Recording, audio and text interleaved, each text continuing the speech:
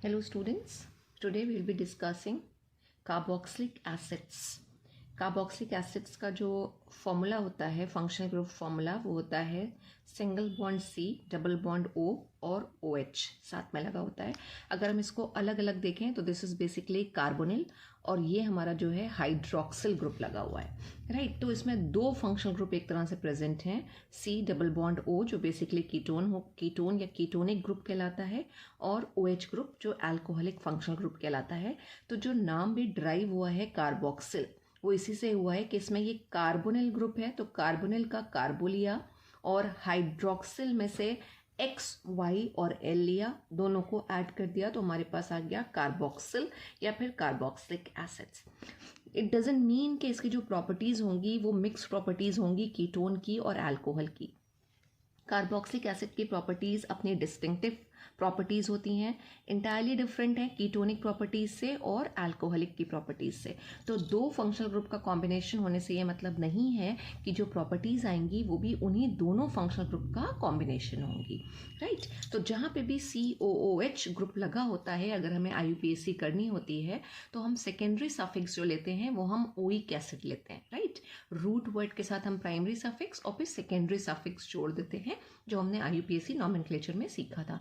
For example, अगर दो carbon वाला एसिड है including the carbon of functional group also, तो उसे हम बोलते हैं इथेनोइक एसिड, राइट. अब ये carboxylic acid aliphatic carboxylic acids भी हो सकते हैं, एरोमेटिक कार्बोक्सिलिक एसिड्स भी हो सकते हैं, राइट. अगर एक एल्काइल ग्रुप के साथ COH ग्रुप लगा हुआ है, एल्काइल ग्रुप को हम R से रिप्रेजेंट करते हैं, उसके साथ अगर COH आ रहा है तो ये एलिफैटिक कार्बोक्सिलिक एसिड्स हो जाएंगे. और अगर एक एराइल ग्रुप लगा हुआ है, बेंजीन लगा हुआ है, C6H5 लगा हुआ है और उसके साथ अगर COH लगा हुआ है तो वो हमारे एरोमेटिक कार्बोक्सिलिक एसिड्स हो जाते हैं. Depending on the number of carboxylic acid in the structure, ये कार्बोक्सिलिक एसिड्स हमारे मोनो कार्बोक्सिलिक एसिड्स भी हो सकते हैं, डाई भी हो सकते हैं, ट्राई भी हो सकते हैं, राइट. और दोनों ही कैटेगरी के, एलिफैटिक भी और एरोमेटिक भी. डाई कार्बोक्सिलिक एसिड्स का मतलब कि उसमें दो फंक्शनल ग्रुप या दो COH ग्रुप आएंगे, और एरोमेटिक कार्बोक्सिलिक एसिड्स में बेंजीन के साथ दो COH हो सकते हैं, राइट. और वो भी क्या हो जाएगा, डाई कार्बोक्सिलिक एसिड का एग्जाम्पल, जिसमें बड़ा एक कॉमन सा एग्जाम्पल है जो आपके कोर्स में भी आया है, वो है ये बेंजीन रिंग और उसके साथ एक COH यहाँ लगा दिया और इसके रिस्पेक्ट में जो सेकेंड पोजिशन होगी ऑर्थो पोजिशन, वहाँ पे COH लगा दिया और इसको हम बोलते हैं PHTH, पैथैलिक एसिड.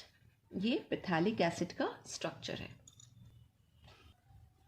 और यही अगर COH ग्रुप हमने यहाँ लगाया और इसके रिस्पेक्ट में अगर यहाँ पर, यानी कि जिसे हम मेटा पोजीशन कहते हैं या फर्स्ट के रिस्पेक्ट में जो थर्ड पोजीशन आएगी, अगर यहाँ पे दूसरा COH ग्रुप लगा हुआ है तो ये आइसोपैथैलिक एसिड का स्ट्रक्चर होता है. और सेम वे अगर फोर्थ पोजीशन पे, यहाँ पे पैरा पोजीशन पे, इसके रिस्पेक्ट में जो पैरा आएगी, अगर वहाँ पे दूसरा COH ग्रुप लगा हुआ हो तो उसको हम बोलते हैं टेरेपैथैलिक एसिड, टेरेपैथैलिक एसिड.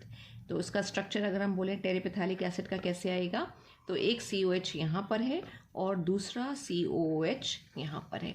तो ये भी एक तरह से डाई कार्बोक्सिलिक एसिड या फिर एरोमेटिक कार्बोक्सिलिक एसिड जिसमें दो COH ग्रुप प्रेजेंट हैं, उसका एग्जाम्पल हो गया.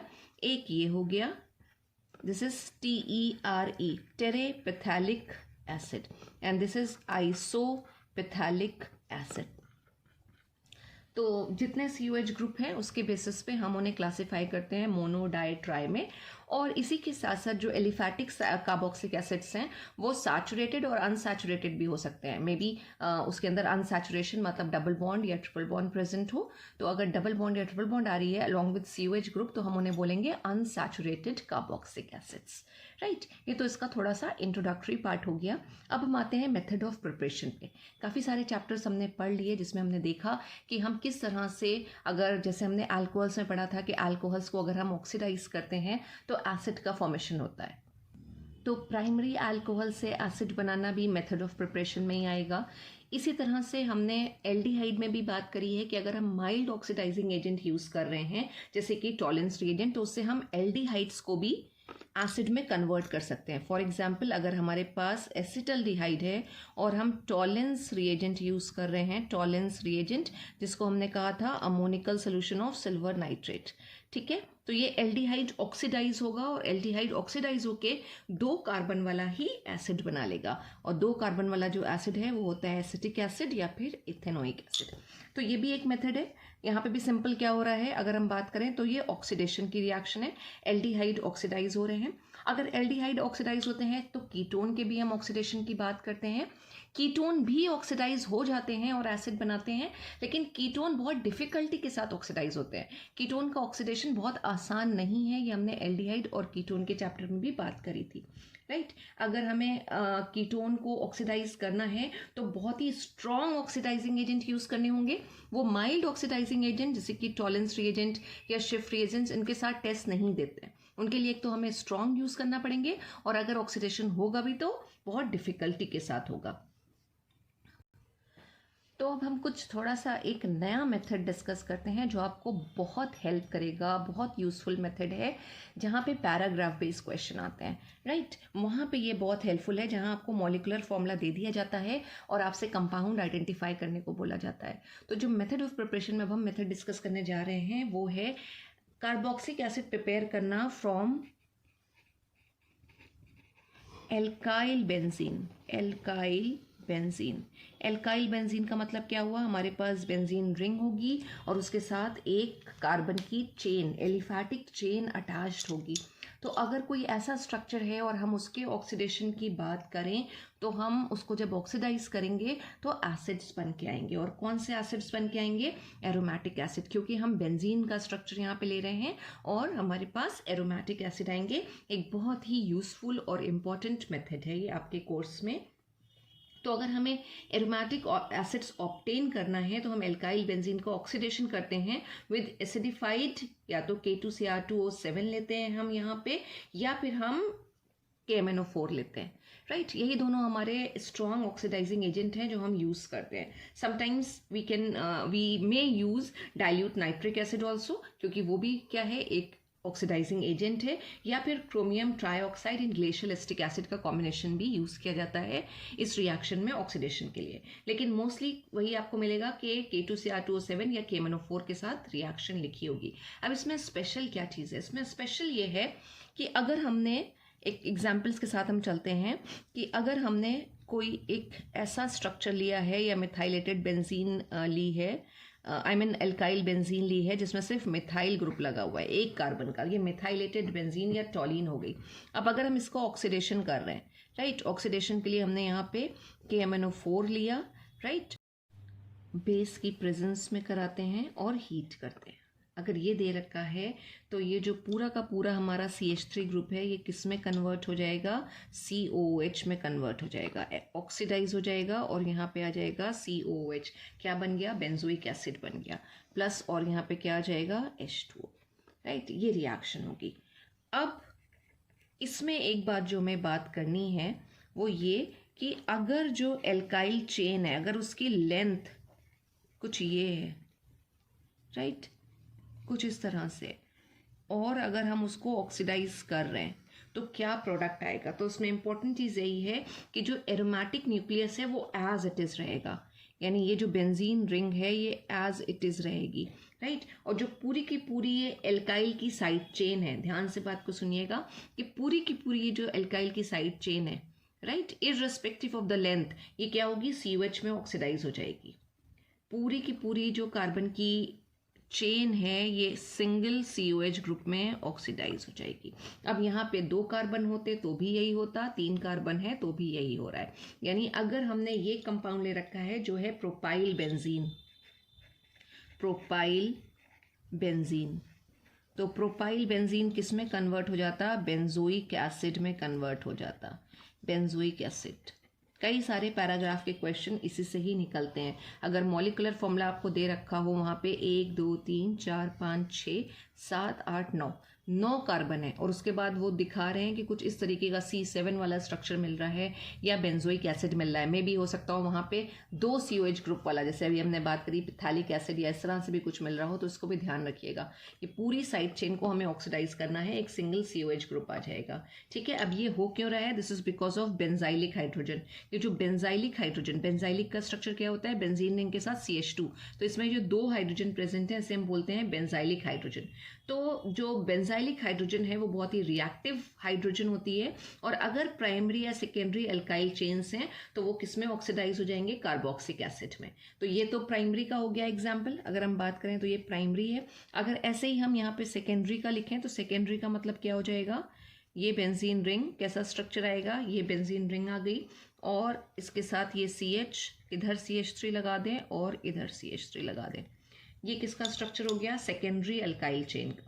अब इसमें कितनी बेंजाइलिक हाइड्रोजन है? तो इसमें एक बेंजाइलिक हाइड्रोजन है, 1 बेंजाइलिक और हाइड्रोजन प्रेजेंट है इसके स्ट्रक्चर में, और ये है 2 डिग्री अल्काइल चेन प्रेजेंट है, सेकेंडरी अल्काइल चेन। नाम क्या होगा इसका? Isopropyl benzene, isopropyl benzene. अब इसको अगर हम ऑक्सीडाइज कर रहे हैं तो ये भी ऑक्सीडाइज हो जाएगी और अगेन क्या आएगा? बेंजोइक एसिड, बेंजोइक एसिड का फॉर्मेशन होगा। तो अगर प्राइमरी अल्काइल चेन है, सेकेंडरी अल्काइल चेन है, जितनी लंबी चेन हो irrespective of the length they will be converted into single COH group. But what about tertiary? अगर टर्शरी अल्काइल चेन हमारी प्रेजेंट है तो टर्शरी अल्काइल चेन का अगर हम स्ट्रक्चर बना लें, यहाँ पे कुछ ये, और टर्शरी के लिए अब हमें क्या करना है? कोई भी बेंजाइलिक हाइड्रोजन नहीं आएगी जब हम टर्शरी का स्ट्रक्चर बनाएंगे। ये एक पर्टिकुलर कंपाउंड आ गया, क्या नाम होगा इसका? This is tertiary butyl benzene, tertiary और ब्यूटाइल और बेंजीन। अब अगर आप इसको ऑक्सीडाइज करेंगे, ऑक्सीडाइज करने के लिए KMnO4 ले लिया, बेसिक मीडियम में हीट करा रहे हैं, तो there will be no reaction just because there is no benzylic hydrogen or active or reactive hydrogen is present, this compound will not get oxidized और कुछ ऐसा एसिड का फॉर्मेशन वो नहीं करेगा। तो एल्काइल बेंजीन को हम एरोमेटिक एसिड्स में कन्वर्ट कर सकते हैं by the process of oxidation. One more method to prepare carboxylic acid is Koch reaction. इस रिएक्शन में एल्कीन्स को कार्बन मोनोऑक्साइड और स्टीम के साथ अंडर प्रेशर हीट करते हैं, तो जो एल्कीन्स हैं वो हमारे एसिड्स में कन्वर्ट हो जाते हैं। And as you can see कि यहाँ पे एक कार्बन इंक्रीमेंट हो रहा है, कार्बन एक बढ़ गया है यहाँ पे चेन में, क्योंकि हमने यहाँ पे कार्बन मोनोऑक्साइड यूज़ करी है जिससे कार्बन आ रहा है। तो ये भी रिएक्शन किस लिए है? अगर हमें कुछ कन्वर्जन ऐसा दे रखा है जहाँ पे कार्बन को बढ़ाने की ज़रूरत है तो आप ये कार्बोनिलेशन कर सकते हैं, कोच रिएक्शन कर सकते हैं, जिसकी हेल्प से क्या होगा? एक कार्बन इंक्रीज कर जाएगा। तो ईथीन को अगर हमने हीट किया है in presence of carbon monoxide in steam तो we will get propanoic acid. One more method to obtain aliphatic and aromatic acids is by the hydrolysis of cyanides or nitriles. अगर हमारे पास cyanide या nitriles हैं, cyanide या nitrile में क्या लगा होगा? CN लगा होगा एज फंक्शनल ग्रुप। अगर हम इसकी हाइड्रोलिसिस करा रहे हैं इक्वल अमाउंट ऑफ वाटर लेके, आइदर एसिड की प्रेजेंस में या फिर बेस की प्रेजेंस में, अगर हम हाइड्रोलिसिस करा रहे हैं इसकी तो वी विल गेट एसिड्स। लेकिन इस केस में पहले हमें मिलता है अमाइड, अमाइड का फॉर्मेशन होगा। अमाइड मतलब CONH2 ग्रुप लग कर आएगा। पहले CONH2 ग्रुप लगेगा, अमाइड्स बनेंगे और उसके बाद ये अमाइड किस में कन्वर्ट हो जाएंगे? एसिड्स में कन्वर्ट हो जाएंगे।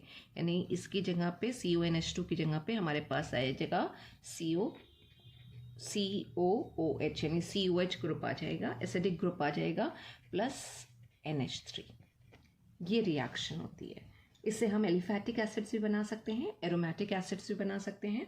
इसी रिएक्शन को अगर हम एसीटोनाइट्राइल या फिर मिथाइल साइनाइड्स के साथ लिखें तो R की जगह पे ये CH3 ग्रुप आ गया, एसीटोनाइट्राइल ग्रुप। इसकी अगर हम हाइड्रोलिसिस कर रहे हैं, डाइल्यूट HCl ले लिया,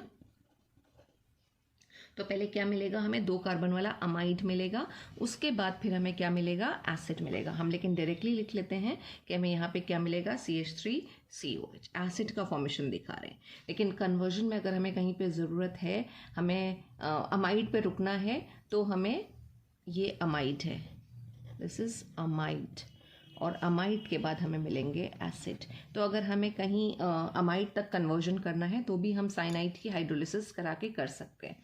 और साइनाइड को अगर जैसे इंक्रीमेंट करना होता है, कहीं पे हमें कार्बन बढ़ाना होता है, तो हम पहले एल्काइल हैलाइड्स बनाते हैं, उसको एल्काइल साइनाइड्स में कन्वर्ट कर लेंगे तो एक कार्बन का भी इंक्रीमेंट हो जाता है, और फिर हाइड्रोलिसिस कर लें तो हमारे एसिड्स बन जाएंगे।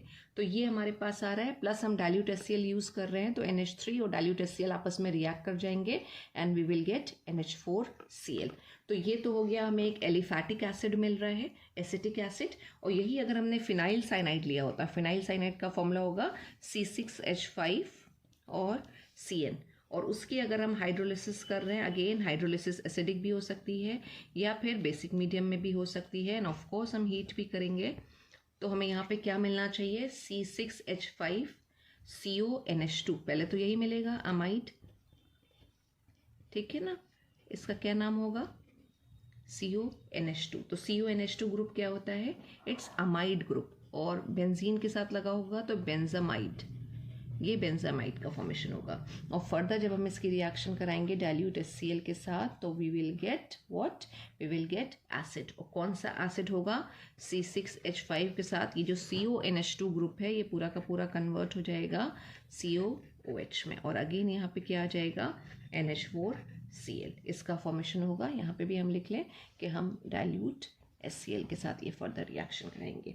तो ये मेथड है साइनाइड्स को कन्वर्ट करना एसिड्स में, चाहे एलिफैटिक एसिड हो और चाहे फिर एरोमेटिक एसिड्स हो। बीच में जो हमारा प्रोडक्ट बन के आता है वो पहले अमाइड बनते हैं, एक्चुअली पहले एक इमाइड स्ट्रक्चर बनता है, इमाइड के बाद अमाइड, और अमाइड के बाद फाइनली एसिड्स बनते हैं। लेकिन हम सीधे भी दिखा सकते हैं, जैसे हमने सेकेंड रिएक्शन में दिखाया है, कि हम अगर एल्काइल साइनाइड्स ले रहे हैं और अगर हम हाइड्रोलिसिस करा रहे हैं और डाइल्यूट HCl के साथ रिएक्शन करा रहे हैं, तो वी विल गेट एसिड्स। तो डायरेक्टली भी हमने रिएक्शन लिखी हुई है।